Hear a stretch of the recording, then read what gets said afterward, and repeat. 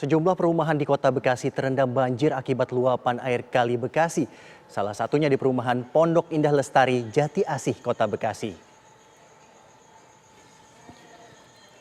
Di tempat ini ketinggian air mencapai 1 meter. Inilah kondisi banjir di perumahan Pondok Mitra Lestari, Jati Asih, Kota Bekasi. Banjir terjadi secara mendadak akibat luapan Kali Bekasi yang tidak dapat menampung debit air kiriman dari Bogor. Sejumlah warga terpaksa mengungsi karena tingginya banjir yang hampir menutupi atap rumah mereka. Dari data Badan Penanggulangan Bencana Daerah Kota Bekasi, sedikitnya 7 titik yang terdampak luapan Kali Bekasi, yakni Perumahan Pondok Mitra Lestari, Perumahan Pondok Gede Permai, Villa Jati Rasa, Pangkalan 1 Bantar Gebang, Kampung Bunga Karang, Teluk Pucung, serta Perumahan Kemang.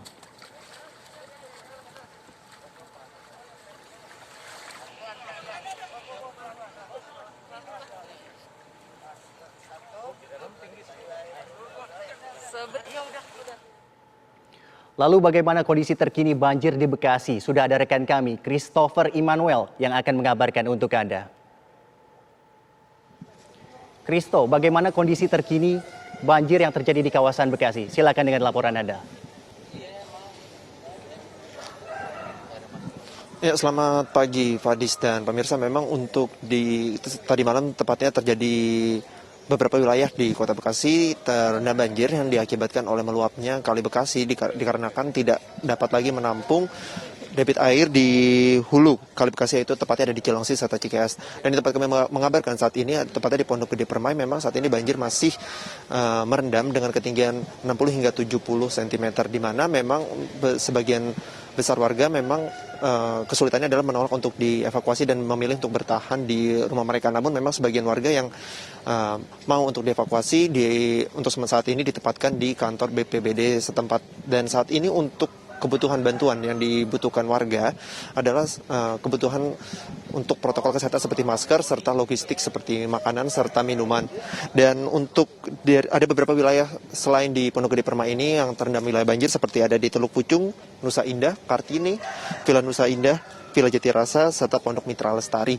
Dan di mana sejak pukul 1, kurang lebih pukul 1.30 dini hari tadi, listrik di daerah Pondok Gede Permai ini juga sudah dipadamkan diakibatkan banjir yang merendam, serta untuk air yang merendam di Pondok Gede Permai ini sendiri sebetulnya sudah mulai terjadi sejak pukul 12 dini hari tadi.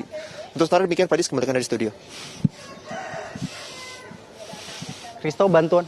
Christo, bantuan apa yang sebenarnya dibutuhkan oleh pengungsi saat ini?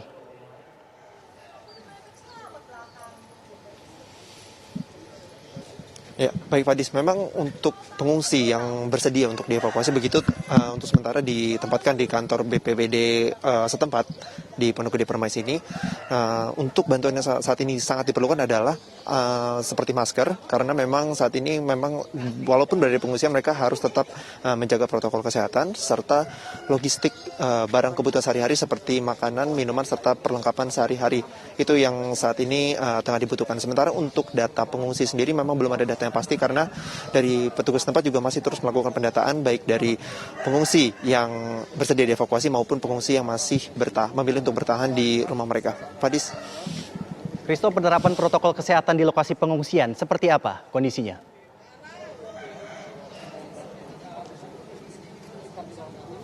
Ya Fadis, untuk sementara saat ini memang protokol kesehatan yang diterapkan juga sebetulnya masih berjalan cukup baik begitu ya, di mana tetap harus menjaga jarak. Kemudian untuk warga yang memiliki masker cadangan atau masker yang cukup berlebih untuk saat ini tengah didistribusikan ke kantor BPBD setempat. Namun memang setelah kami sempat berbincang dengan petugas BPBD yang ada di lokasi, untuk barang kebutuhan yang saat ini sangat dibutuhkan adalah masker serta logistik seperti makanan dan minuman bagi warga yang dievakuasi di kantor BPBD.